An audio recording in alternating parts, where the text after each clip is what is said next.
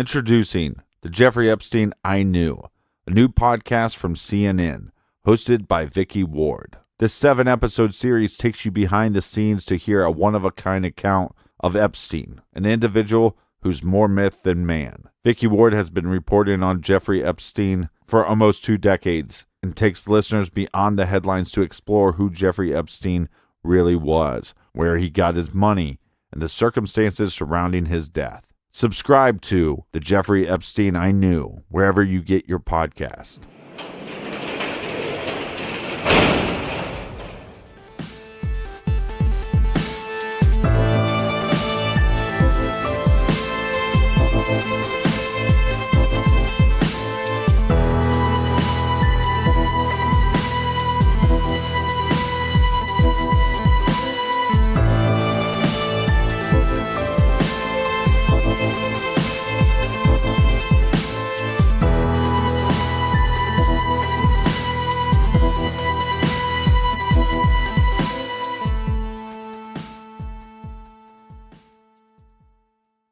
Welcome to True Crime Garage. Wherever you are, whatever you are doing, thanks for listening. I'm your host, Nick, and with me, as always, is a man who still cannot believe that the Mets traded Darryl Strawberry. He is the captain.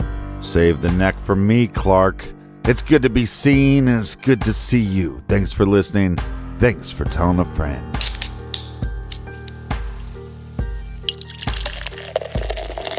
This week, I am more than excited to be featuring Luau by the Green Geniuses down at Terrapin Beer Company in Athens, Georgia. This here, Captain, is a true beauty. We have passion fruit, orange, and guava, all paired with big hops and smooth bitterness, garage grade 4 out of 5 bottle caps. And this week, we are drinking cold beer, thanks to our good friends right here. First up, a cheers to Jordan in Fort Payne, Alabama. And a big special shout out to DJ and Abby. Next up, we have Shannon in Huntsville, Alabama. And we also have Phil in Benfleet, Essex, United Kingdom. And a big we like your jib to Patrick D in Los Angeles, California. And last but certainly not least, we want to give a huge, very big, well, I guess that's all the same thing, right? A huge thank you to our friend Anthony Quintessenza in Bronxville, New York. Anthony and I traded phone calls and emails last summer, and he helped us with the Holly Brannigan case. And I'm very proud to say that while that case still is unsolved, there has been an uptick in stories covering Holly's case on the internet, and we even appeared on the news in Pennsylvania. So a big, big cheers and thank you to longtime friend of the show, Anthony Q in Bronxville. And everybody we just mentioned went to truecrimegarage.com, and they donated to this week's beer fund, and for that, we want to thank you. Yes, so thankful for you guys joining us here in the garage. Also joining us on truecrimegarage.com. Sign up on the mailing list, give us a 5-star review, and check out our store page. The items are going fast, so get one today. And that is enough of the business. All right, everybody, gather around, grab a chair, grab a beer. Let's talk some true crime.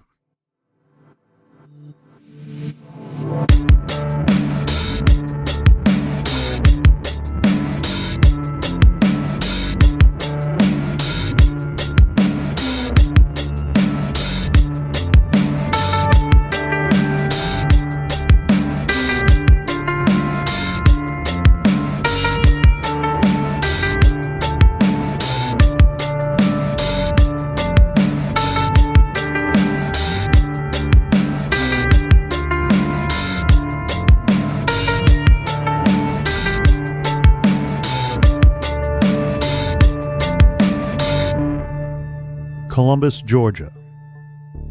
In the latter part of 1977, a series of terrifying crimes started to occur in the Winton district. This is a small, very specific area for these types of extremely violent crimes to be occurring. The area itself was fairly upscale compared to some of the surrounding areas.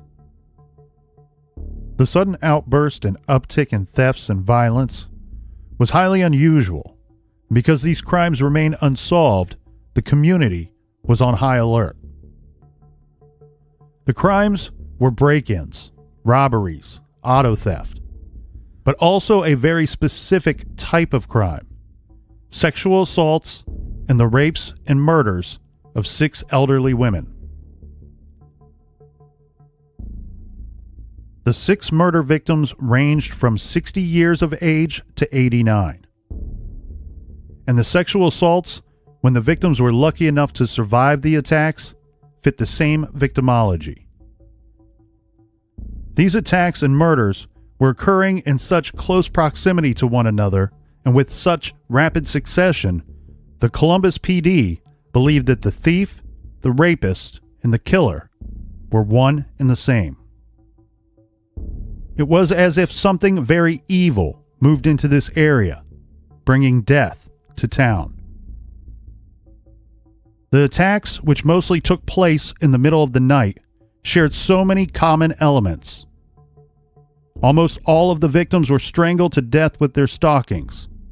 First, a brutal attack with strikes to the head and or chest, and then the application of a stocking pulled from the victim's drawer and wrapped 2 or 3 times around the neck, twisted and pulled tighter and tighter until the life left their eyes. The murdered victims were all single elderly Caucasian women. Forensic evidence collected at some of the murder scenes told the police the killer they sought was an African American male. Due to the manner of the strangulations, the perpetrator was dubbed the stalking strangler. The police were having no luck finding this killer of women, despite an increase in manpower and man-hours, despite the heightened awareness and the additional patrolling and the surveillance of Winton. And good old-fashioned detective work just was not working. This serial offender truly was a phantom in the night. The investigation yielded only obstacles and dead ends. But then, in 1978, a possible major break in the case. The police chief received a letter from the chairman of an organization comprised of 7 white radical vigilantes. This letter was a handwritten formal introduction to a group that called themselves the Forces of Evil.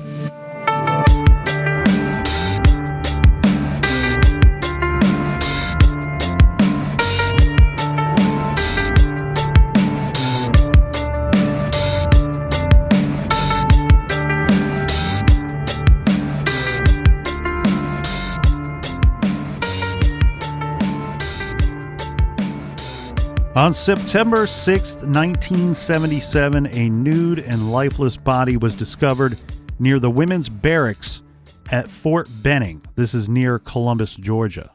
Later, the victim was discovered to be 24-year-old Army Private Karen Hickman. The victim had been beaten with a blunt object and then run over several times with an automobile. Evidence at the scene told investigators that this woman was killed elsewhere and then her body was transported and left at this location. About a month later, an anonymous call led authorities to her missing clothes.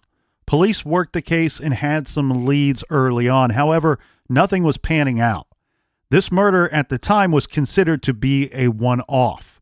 Unfortunately, just 10 days later, the stalking strangler claimed his first victim, and very quickly the authorities found themselves neck deep in a whole other set of homicide investigations. I do want to take a quick moment here to address the attack on this poor woman. Most reports state that she was beaten and then run over several times, and she was killed elsewhere.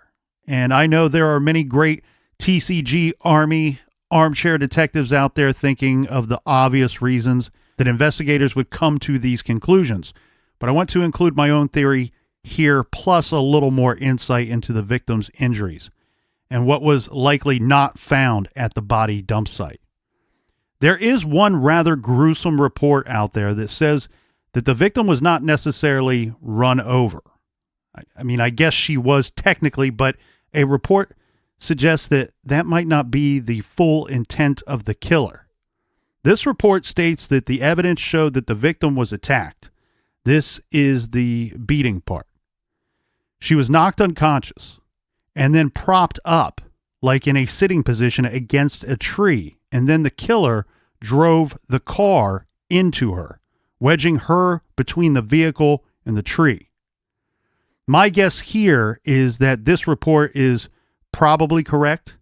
A portion of the body may have been run over when the vehicle was then pulling away from the tree, but I am guessing due to this type of specific injury and likely the lack of what should have been a lot of blood at the scene, the investigators were able to very quickly discern that the victim had in fact been killed elsewhere and then moved and dumped in this location. I'm curious though, was there evidence at the location of the missing clothes that determined that she may have been killed at that location? On Friday, March 3rd, 1978, Columbus Police Chief Curtis McClung received a letter. The letter read in part, "Dear Sir, we are an organization composed of 7 members. I'm writing this letter to inform you that we have one of your Columbus women captive. Her name is Gail Jackson. Since the coroner said that the strangler is black, we decided to come here and try to catch him or put more pressure on you. I see now more pressure is needed. At this point, Gail Jackson is still living.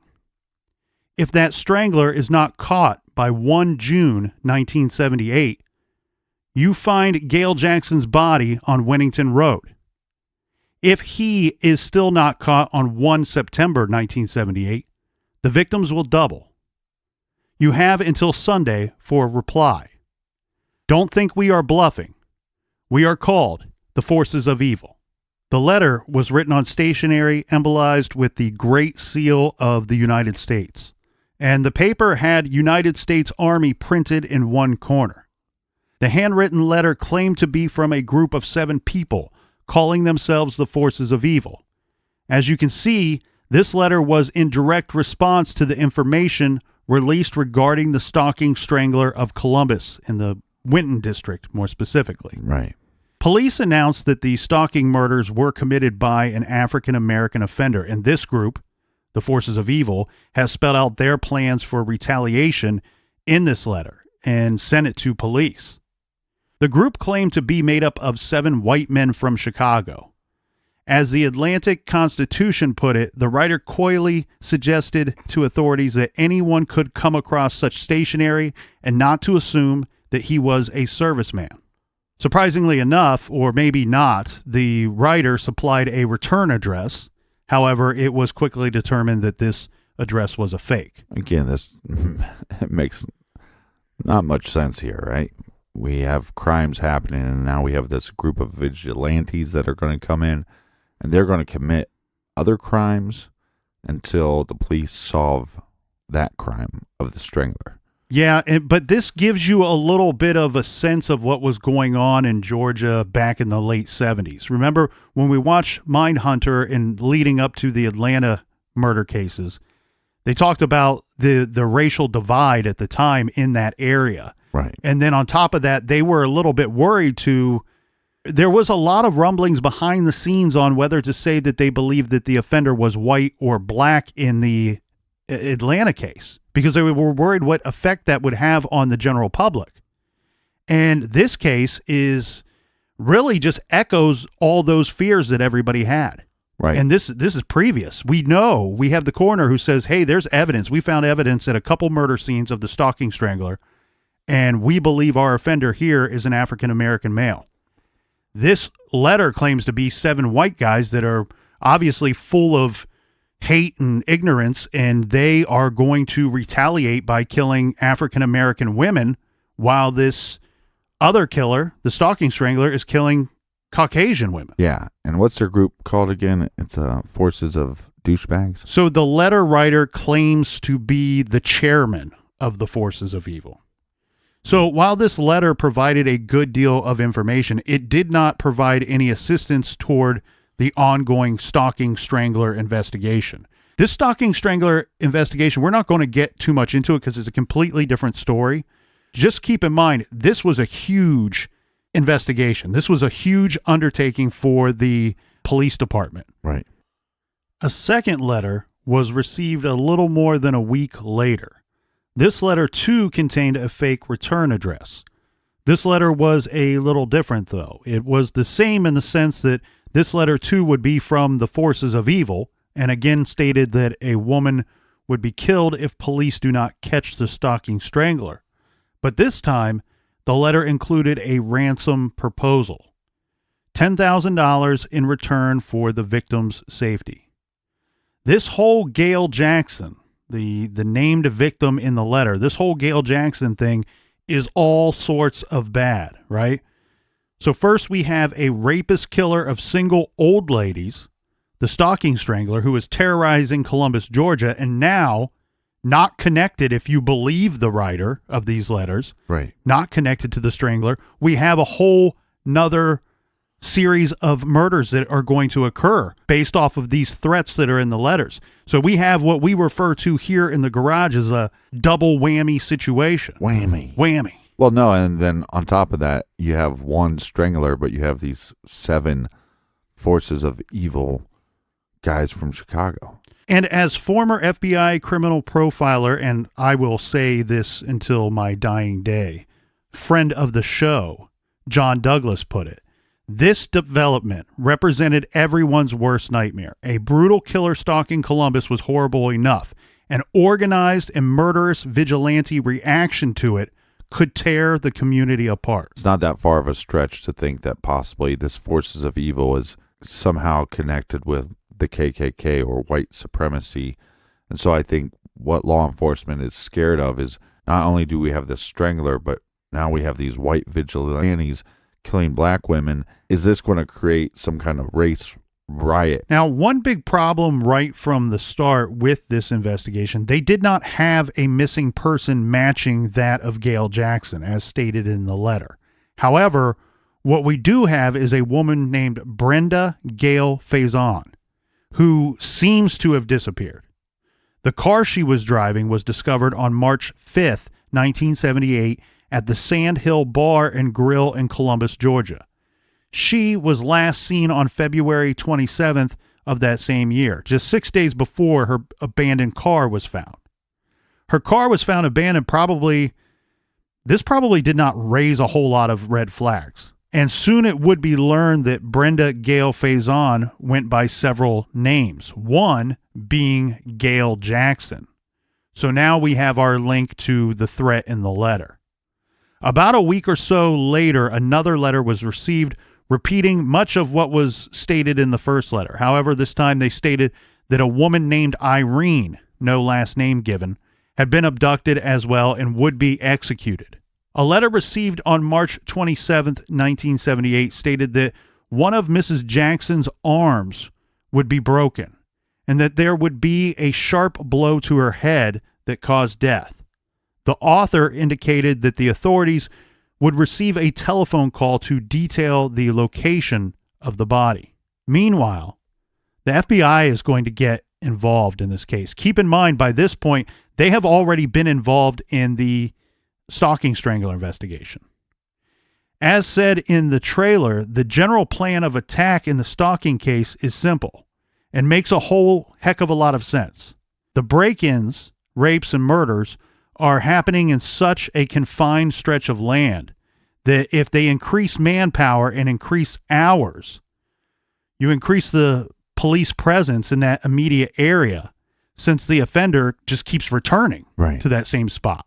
The idea being that you catch him in the act. You catch him red-handed at some point. Once apprehended, you can hold him for the breaking and entering charge for which he was arrested. And then from there, any of the forensic material you have collected from the previous sexual assaults and murders, you can compare that to your guy and then charge him accordingly. Well, this is actually very similar to what they did with the Atlanta child murders, where they go, hey, we know that the perpetrator is returning to the scene, or using, in the Atlanta child murders, using these bridges to dump the body. So Let's stake out and we'll catch them in the act. Yeah, let's be there. So given this strategy by this point in the investigation, the FBI would still be offering up resources, but pretty much reduced to more of a hands-off role in the stalking strangler case. However, they will be getting involved in the forces of evil case, the hunt for the chairman and his 6 disciples, right? Yeah. So Robert K. Ressler was in town, and he was having dinner with a friend who is the deputy director of the Georgia Bureau of Investigation, GBI for short. This is Tom McGreevy. Side note, El Capitan, McGreevy passed away in 2012. If you need some inspiration, anyone out there, look him up. That's Thomas McGreevy. McGreevy spelled McGreevy. As Ted Theodore Logan would say, he is a most impressive dude. Mm-hmm. Ressler says McGreevy asked him to review the letters that were sent along with some voice recordings for some of the phone calls. So some phone calls went to the MP's desk, the military police desk at Fort Benning. Fort Benning is a United States Army post straddling the Alabama-Georgia border next to Columbus, Georgia.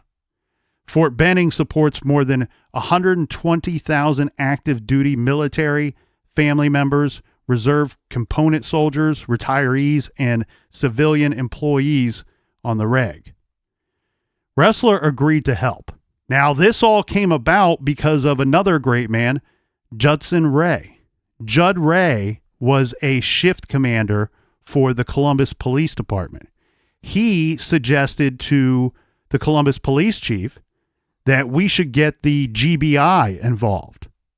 The chief prior to this was reluctant to do so. After Judd convinces the chief, GBI gets involved, and then through the McGreevy-Ressler connection, the FBI's elite serial crimes unit gets involved.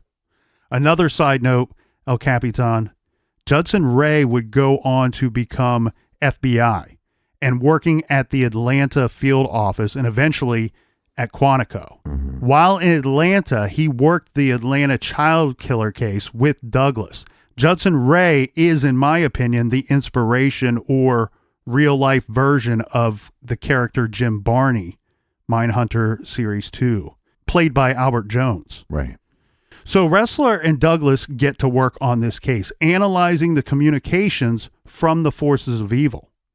Ressler, the senior agent, has the lead on this investigation.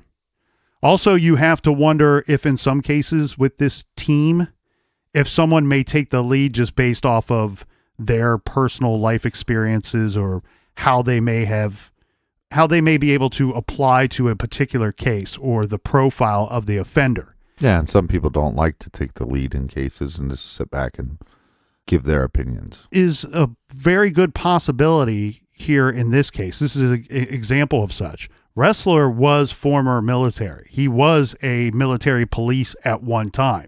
So this might give him a little more insight into this case or the offender, knowing that Fort Benning is right there. That's where one of the bodies has been found. We have calls going to the military police desk. So given his background, Ressler might just be the right fit to be the lead on this case. The first letter received contained the seal of the United States and had the U.S. Army printed in one corner.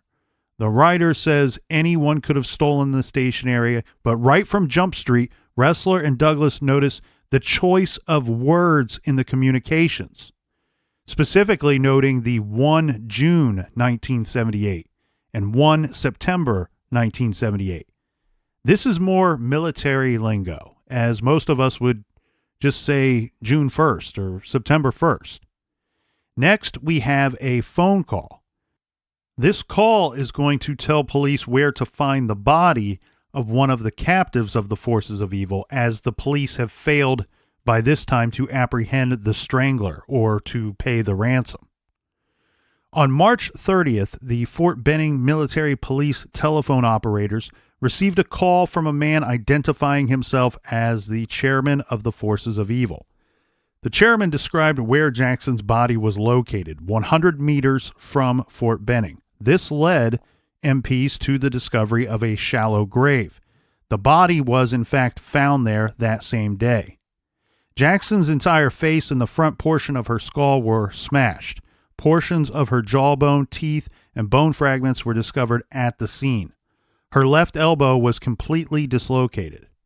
According to the medical examiner, the cause of death was multiple blows to the head inflicted by a heavy metal object, likely a tire tool or jack handle. Simply put, she died by way of savage beating.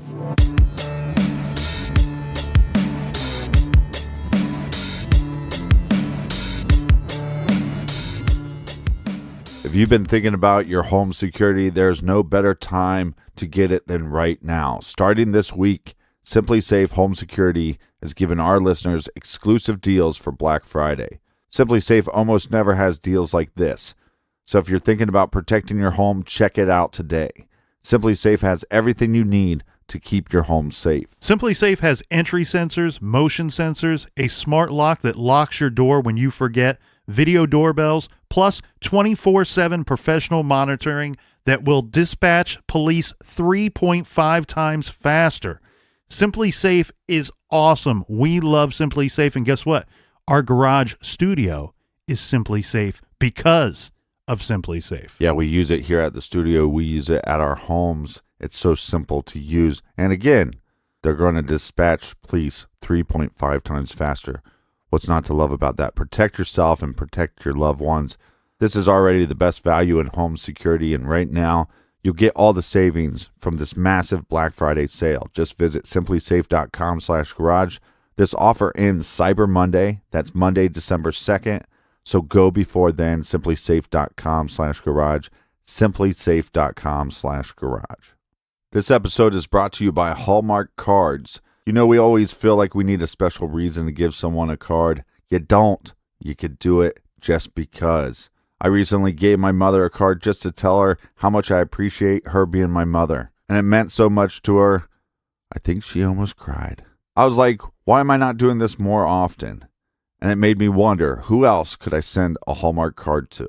Who else could use some words of support and appreciation? You can mail a Hallmark card to let someone know you miss them, that you're thinking about them. It helps them feel like you're there, even if you're miles away. And they can go back and read that card whenever they miss you. It's a really simple but powerful gesture that makes such a difference. See what a card can do to show someone how much you care. Visit hallmark.com/garage to shop cards for any occasion and use promo code GARAGE to get 20% off your card purchase. That's hallmark.com/garage. Support for today's show comes from FabFitFun. Listen closely, ladies, because the winter box, the winter FabFitFun box is here. It's out, and if you don't know FabFitFun, I'm telling you, this is top shelf quality stuff. They don't send small little sample sizes. You get full-size items delivered in a wonderful box delivered directly to you. FabFitFun is self-care made simple. Each seasonal box comes filled with 8 to 10 full-size beauty, fitness, home, and wellness products from some of your favorite brands. No need to waste any more time searching for your favorite things. Simply visit their website to start customizing. And in just a few minutes, you have curated your perfect box, which gets delivered straight to your door. The box retails for $49.99, but always has a value of over $200. That's right, retails for $49.99 and has a value of over $200. In fact, many products cost more than you pay for the box itself. Better yet, in addition to the box, members get access to exclusive flash sales, on-demand videos, and content from experts like Venus Williams and Jillian Michaels. FabFitFun makes an excellent gift to give this holiday season as well. Use coupon code GARAGE for $10 off your first box at www.fabfitfun.com. That's coupon code GARAGE for $10 off your first box at www.fabfitfun.com.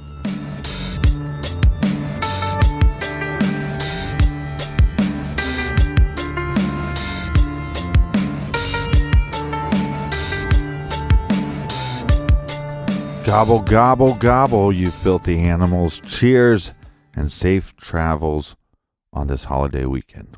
Today it's like a Hawaiian party here in the garage with our Luau beer. So, yes, everybody out there have a great and very happy and safe and wonderful Thanksgiving. And make sure you spend it with the ones you care about the absolute most. Let's go through the basics of this offender profile or their theories and thoughts as they analyze some of this stuff. We need to keep in mind Robert Ressler and John Douglas of the FBI's Behavioral Science Unit. It's had so many different names throughout the years. I always stumble when it comes to saying what unit they're in. At the time when they're analyzing the first series of letters, there is no victim yet. They've not found anybody. They've not found any bodies. This is one of those rare situations where we have communication from a soon-to-be offender or someone who has offended, but based off of the information in the letters is only threatening to kill. Right. And they don't actually have a body yet. So some of that stuff that they were able to deduce from those communications, rather interesting here. And again, let's get into this a little more into this offender profile here. So when the chairman described the location of the body, now by this point we have a phone call that describes the location of where they're going to find the first body. He referenced meters to supply the appropriate distance. Multiple times the chairman referenced vehicles. So what the FBI is working with here, Captain, is the choice of words. The choosing of using the words meters opposed to feet or yards. Right. Again, this is military lingo. Writing 1 June and 1 September instead of June 1st or September 1st. The use of the word vehicle or vehicles rather than automobile, car, or truck. Ressler and Douglas both thought this to be more military than citizen speak.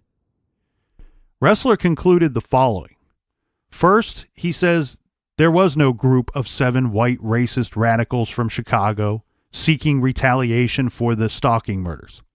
He felt that the sole purpose of the letters and the creation of the forces of evil was to steer law enforcement in a completely opposite direction from the actual killer, because there was some connection between the killer and the victim or soon-to-be victims. Jackson was killed before any of the communications. This is Ressler's belief. She was not abducted and then held in wait for the police to catch the strangler. Right. She was already dead, and the killer came up with this whole thing post-murder simply to cover up the crimes. They believe that both Gail Jackson and Irene were already dead. There was no opportunity to save either one of them, no matter what the letters said. The opposite of 7 white guys, Ressler believed would be a single black male operating alone. And even though he is referencing the stalking strangler, Ressler believed that the strangler and the forces of evil were 2 completely different killers operating independently of one another. His profile goes on to say that the offender is an enlisted man at Fort Benning. He would be between 25 to 30 years of age. The killer is possibly military police or an artilleryman with a rank no more than a E6 rank. We are looking for a man with a modest education and a middle rank. The coroner also concluded that the body of Gail Jackson, as the caller put it, was in fact Brenda Gail Faison. And she was killed about 5 weeks prior to when they found her. So Ressler was right. She was killed before any of the forces of evil's letters started to arrive. Yeah, before any of the communication happened. April 4th, another call led military police to an almost nude, headless body. This was found behind a pile of logs at a firing range located on the Fort Benning property. This woman, too, was beaten to death. This is just downright horrible, but she was not decapitated in the usual sense. She was beaten in the face and the head so badly that the head came off, and a lot of brain tissue was exposed. Skull fragments were found in the area, and there was evidence that the body was dragged from the nearby access road and then concealed behind this pile of logs. This turns out to be the body of Irene Thurkield, the Irene named in the letters and in the calls. Right. But we had no last name provided in those communications.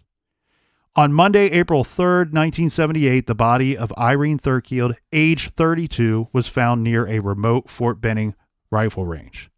Authorities quickly learned that Irene was last seen at a local bar on March 13th in the company of an African-American soldier.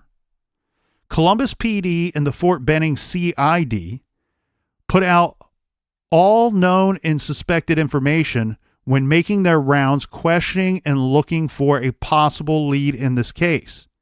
The profile directly led to several eyewitnesses saying on separate occasions, and in one victim's case, more than one location, eyewitnesses placed Gail Jackson and Irene with a soldier. And because he frequented two of the local bars, as did the two ladies, these witnesses could provide a name. The victims were seen either in the company of or leaving the bar with William Henry Hance. Hance joined the Marines after graduating high school in 1971. Then he joined the Army in February of 76. He was assigned to Fort Benning in April of 76. Before that, he was stationed in Indiana. And Hance was recently divorced. His former wife, Wanda, says she divorced him in 1977 because he beat her. At this time, Hance is 26 years old and a specialist grade 4 with the 197th Infantry Brigade. And one nice thing for law enforcement, when your suspect lives at a U.S. Army post, they're generally pretty easy to find. Yeah. Right? So think about this, Captain. This is all happening very quickly. We have the threat of there being murder victims. Then eventually a call comes in that leads military police to the actual victims. Right. And from that profile and from some of the information learned about the victims, we're able to very easily get a really big lead in this case. Mm-hmm. Because what that profile provides the investigators, when they go out and they start questioning people that may or may not have seen something, they're saying, we have reason to believe that the suspect is 26 to 30 years old and is a soldier. That really jogs a lot of memories, especially when you're talking about somebody who's disappeared 5 weeks before. Right. So this is going to lead them to this 26-year-old William Henry Hance. So police round up Mr. Hance, and they bring him in for questioning. During this time, the FBI is consulting with psycholinguistics FBI consultant Dr. Murray Myron. Now, I know this is going to sound strange, but I can guarantee that this is not going to be the last time you hear the name of Dr. Murray Myron on the show. Mm-hmm. So anyways, the doctor compares Hance's voice with the recorded calls to the military police desk and states he believes it's a match. Mm-hmm. One of the witnesses told Agent Richard Fox of the United States Army Central Intelligence Division, CID, that Hance was the soldier seen with Irene and stated that the two left Vice Mitchell's Tavern together. Tape recordings of the phone calls to the Fort Benning police, which indicated where the bodies could be found, were taken by CID agent Besser to Hance's company commander and first sergeant, who they play these tapes and he goes, yeah, that's a match. I think that's Hance's voice on those tapes. So that's two of them. Yeah. Then agents Besson and Fox told the commanding officer that they wanted to interview Hance. Hance agreed to be taken to CID headquarters, where he was advised of his rights and informed that the interview concerned the murder of Irene Thurkield, with whom he was the last person seen. Hance was advised of his Fifth and Sixth Amendment rights, and he signed a written waiver waiving those rights. Mm. The interview was conducted from about 1 p.m. until 10:20 p.m. Hance was then interviewed by the FBI and the Columbus police for another hour. During the interviews, Hance admitted writing the letters and making the telephone calls for the forces of evil. But he says he was forced to do so by the organization. Yeah. The racist guys. Sounds about right. Yeah. The next morning, he was interviewed again. And again, Hance was advised of his rights, which he again waived. It was in this interview, when faced with all of the evidence, by this time they have had some time to collect more evidence, make some comparisons, and then present all of that evidence to Hance. This is the handwriting comparisons, voice recordings, and they also found footprints found at the dump sites. He, when looking at all this evidence, goes, all right, I did it. He confesses, providing a signed written statement concerning each murder.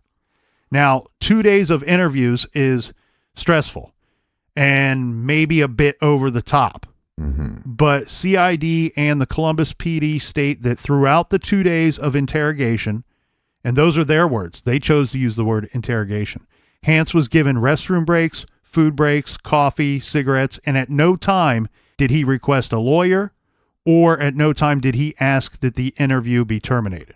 Okay, right.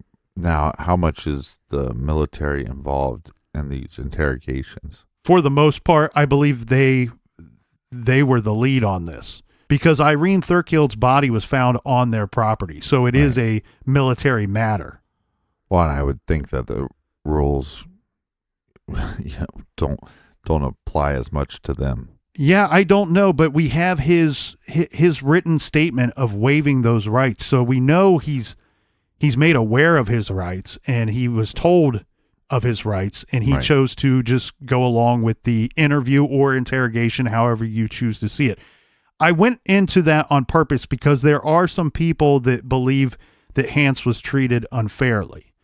I can see that argument. Yeah, there's this thing called waterboarding. I don't know if you heard of it, but technically it would have been allowed during this time. I mean, I'm not saying that there's any evidence of them doing that to him. It would appear none of a tactic like that was not used. I mean, their words are, we gave him restroom breaks, food breaks, coffee, cigarettes.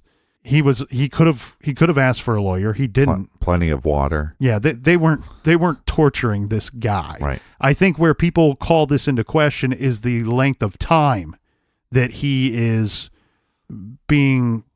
I don't know if I even want to use the word held, because it sounds to me like he had every right to just walk out of there if he chose to do so. Well, and this is also where he lives. I mean, they're questioning him on the base which he lives, right? Yeah. And in his confession, Hance, he's going to give some detailed information regarding these murders.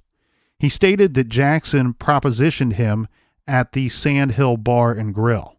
He said the two left and got in his vehicle. They only drove a short distance and pulled over. Wait, so he's claiming that she's a sex worker? Correct. Okay. She began to disrobe, and Hance said he flipped out. He started yelling and screaming at her, and he grabbed her. He said when she attempted to escape, he struck her with a karate chop across the head. She fell across the door, bleeding. Hance then pulled her out of the car, dislocating her elbow in the process. He returned to his car. He got a jack handle from his car. Returning to her, he finds Jackson still breathing. Right.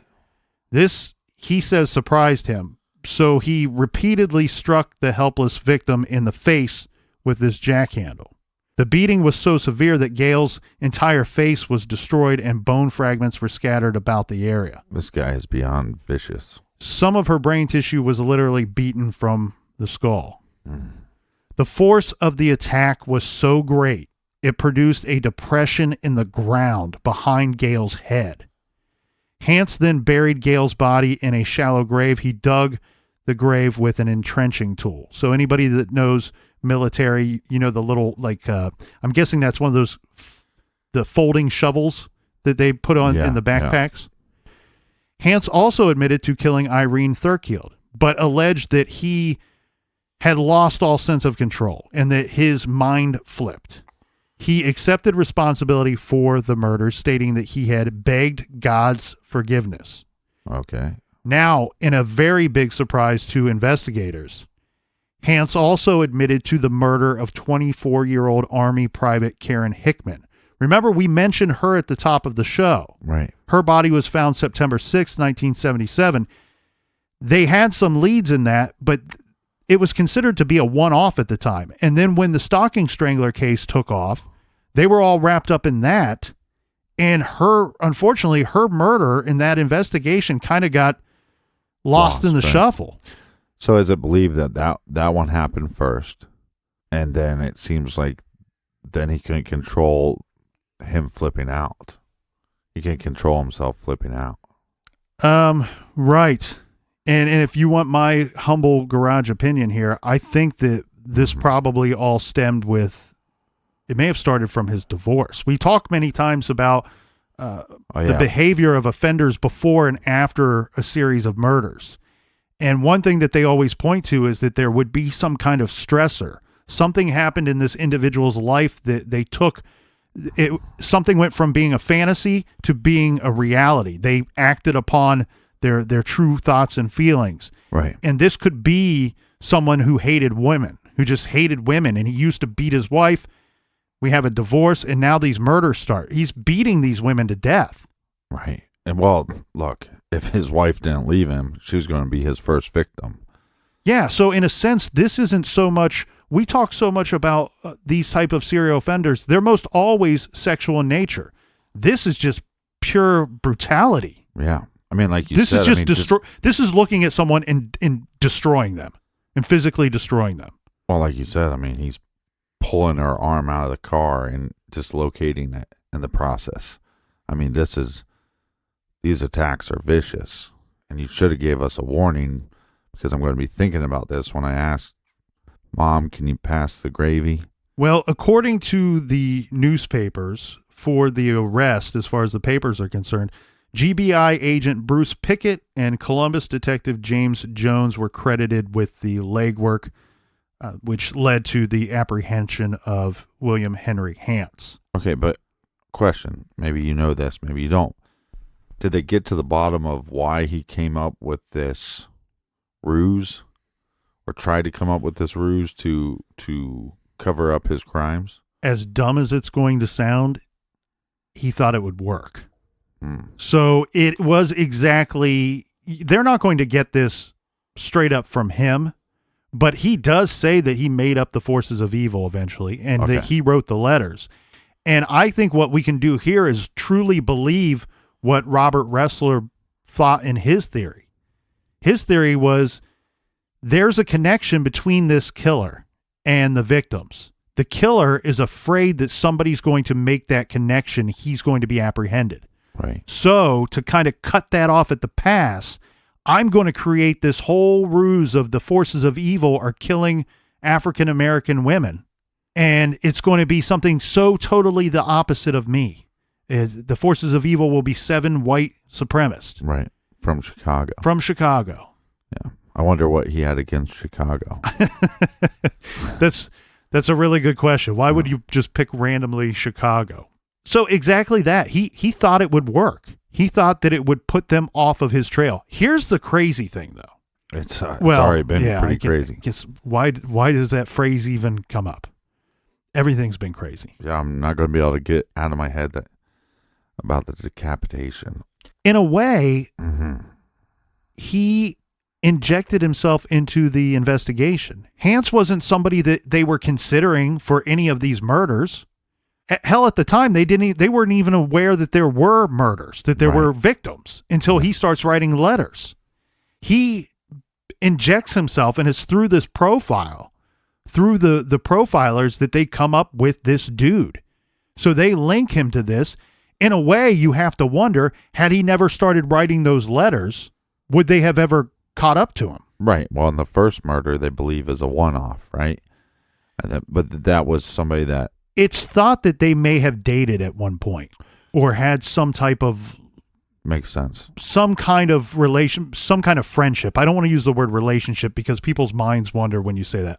They were acquaintances or had hung out on occasion. Something like that is what is believed. Right, but the next two, they believe, were sex workers. these would have also been regulars at bars where he was a regular. So yes, they, according to him and according to some of the other people, eyewitnesses and such, they were sex workers or believed to be so. But my point being is that the first crime, most people thought this is a one-off. We don't have many leads. Now we're not really looking into it because we have this serial murderer and serial rapist on the loose attacking older women. That's right. And now, so we're not focused on that first case, and without drawing attention to it, how many times have we seen when there's rumors that somebody is a sex worker that their crime just does not get the attention and doesn't get the effort put into solving the case as somebody else's case would. Well, and when people live a high-risk lifestyle or what can be viewed as a high-risk lifestyle, it makes it difficult to hone in on a particular suspect. Right. Because the suspect pool could be so much larger. Well, look, if you're spending a lot of time at a local bar, whether you're a sex worker or not, you're coming in contact with a lot of people throughout your week. You know what I mean? Like if I come up missing, the suspect's pool is really small. But if you're going to a bar that has a decent amount of regulars, now it's a lot harder to investigate. But like I said, when there's rumors that these women are sex workers, their cases are just not taken as serious. And so if he would have never brought attention to these cases, look, these investigators are on high alert, and there is a small possibility, even though their profile is saying that this guy is different, this killer is different than the strangler. But there's a possibility that they're connected. There's a small, slim chance. So when he's giving us these leads saying, hey, there's this body, and you're going to find it, they took those cases way more serious because of the letters. The letter shot himself in the foot. It was the letters that made it possible for them to identify the suspect. Right. So if I'm at a bar and I'm interviewing people that are regulars and say, hey, did you know Gail Jackson? Right. Describe her, and then say she's been missing. We found her dead, but she's been missing for 5 weeks or so. You might not get any answers. But when you have this profile and you say, oh, you didn't see Gail Jackson with a 26 to 30-year-old soldier? You know, it's a different line of questioning, and it's a different response that it's going to conjure up. I laugh kind of because the effort is made to cover up his crimes by creating this forces of evil, and I kind of believe he may not have been apprehended or at least not identified so quickly had he not wrote the letters. Right. But to top all of that off, man, he was on orders to be assigned to Korea. This guy's a military man. He was going to be sent to Korea in September of 1978. So not only would he may not have become a suspect so quickly, he had a plan. There was a way for him to be out of the area, shipped far, far away. Right. And look, chances are law enforcement and military get along pretty well. Law enforcement could have said, okay, well, we have reason to believe that this is our suspect. Military reaches out, questions him at the Korean base. He says, I don't know what you're talking about. They relay that to the police, and now he's off the suspect list. Never caught. I think had he been shipped out in September, I don't think they would ever linked it to him if he would have never wrote those letters. But here is this monster that smashes. Oh, he would have resumed killing as soon as he came back. Right. But here's what's interesting to me. Here's this guy that, just look. You yank somebody's arm so hard that it dislocates it. You can't stop beating these individuals to the point, like you said, it's not a decapitation. It's just it's a smashed skull. But still has something inside him saying this is wrong. There's something inside him that he says he begged God for forgiveness. So let's go into that, and we're kind of skipping ahead here, but I think this is appropriate because this is kind of where it's leading anyway. There are a lot of people. Last week we discussed a very controversial case that the result was a death sentence, and the appearance now is that an innocent man may have been killed. Not a good man, a horrible man, but one that may have been innocent for the crimes that he was specifically executed for. Yeah, real shit princess. So here is another death penalty case that it's not without controversy. There are people that believe that the way that Hance was treated is completely unfair. There are many out there that say he was mentally ill and mentally incompetent to stand trial or at least be executed for the charges. Right. Here's a couple problems I have with those thoughts and those feelings. First off, let me just get this out of the way. The death penalty is always a touchy subject for anybody, regardless of what side of the fence you are on. I am firmly straddled right in the middle. But the issue here is mentally ill and mentally incompetent to the point that he didn't know what he was doing was wrong. He says his own words, I begged God for forgiveness. Also, the thing about being incompetent, I've never believed that when we have clear-cut evidence that somebody did something wrong and then they went out of their way to try to cover it up. Right. He obviously knew it was wrong if he's trying to cover it up, and he went to such great lengths and efforts to do so. It was just a bad, dumb idea. Yeah. Didn't work out.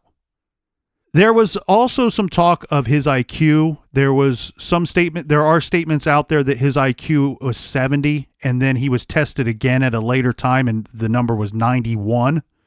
So either he got much smarter at some point, or the first test, one of the tests has to be wrong. They both can't be right. Yeah, he got more smartest.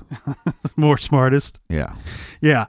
So it's not without controversy, but the problem that I want to keep going back to on Hance's case is he killed 3 people. That has never been in question. That has never been part of the question of was he wrongfully executed. He absolutely killed these 3 people. We know that to be fact. And if not more. He is suspected of killing somebody in Indiana. And this may have happened before. This would have had to have happened before he was shipped down to Fort Benning. We're talking about an incredibly dangerous man. He's beating people to death. Yeah. The tricky thing here in response to the people that have bad feelings about his execution or if he was treated fairly, I can see and empathize with some of those arguments and some points of those arguments, but I think they got this one right, meaning that he was guilty. He was found guilty of these 3 murders. Other people sentenced him to be executed, and they carried out that penalty. Okay, I'm not clear on something. Is he sentenced by the state of Georgia, or is this military? Well, good to call that into question. I was going to kind of breeze through that and gloss over it, but where his case gets a little more complicated is for 2 of the murders, he was charged in military court-martialed or whatever they call that. Right. One of the murders he was charged in our normal court, our civilian court. Did he work for Colonel Jessup? I don't know. I don't know what that means. I'm sorry, it's a Few Good Men reference.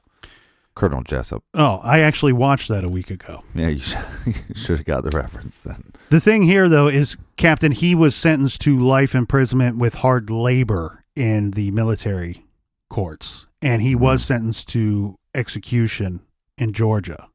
So a bit of a conflict there. It's just really, truly in the sense that 2 of the bodies were found on the Fort Benning property, so it is their jurisdiction. One of the victims being an Army private herself. Right. But yeah, that's how that whole thing went down. Now, he did receive a ton of appeals. One of the appeals, I believe, went all the way to the Supreme Court in Georgia. At no time was any of this overturned. I think something may have got commuted to a life sentence at some point. But basically, I mean, are they just arguing mental illness? Because look, listen, if you are beating somebody to death, there is something wrong with you mentally. But that should not change the punishment. I don't know that would fall under the classification of true mental illness in the sense that he is not to be held accountable for his actions or his crimes. Right. So William Henry Hance was convicted by a jury in the Superior Court of Muskogee County, Georgia. He was convicted of the murder of Brenda Gail Faison, a.k.a. Gail Jackson, and also convicted of attempted theft by extortion. Because remember, he asked for a ransom. During the guilt phase of the trial, the prosecutor lived up to his promise to portray the crime in vivid detail. After presenting numerous photographs of Gail Jackson's mutilated and largely decomposed body, the prosecutor introduced fragments of her corpse. During closing arguments, he reminded the jury that near the place of the murder were found pieces of jawbone with the teeth attached, fragments of human skull no larger than a dime, individual teeth. And he said, "You'll have that with you to take out in evidence." The jury sentenced him to death for the murder under Georgia Code Section 272534.1, and he was sentenced to 5 years imprisonment for the attempted extortion. Right. April 3rd, 1994. You mean 3 April? 3 April 1994. William Henry Hance was electrocuted in Jackson, Georgia. A few minutes after 10 p.m., just minutes before they flipped the switch, Hance maintained his innocence. In a 7-minute statement, he said in part, "Why are you executing an innocent man?" He asked, why? The stalking strangler would eventually be caught and apprehended for the murders, but that is another story.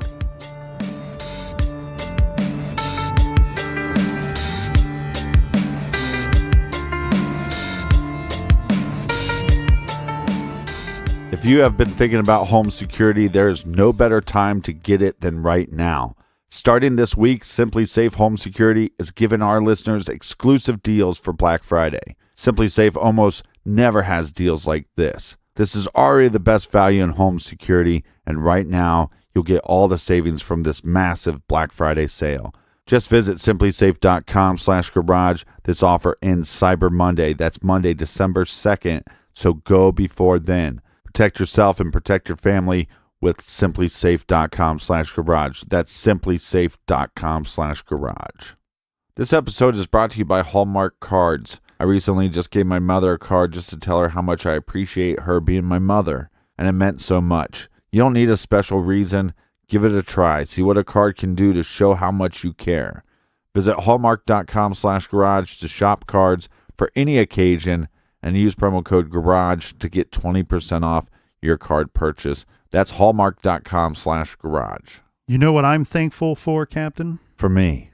That's right. I am thankful that everybody got together and joined us in the garage this week, and I'm hopeful that everybody comes back and joins us again next week. Yeah, gobble, gobble, gee, you filthy animals. I'm thankful for you. Be kind to one another. Until next week, be good, be kind, and don't litter.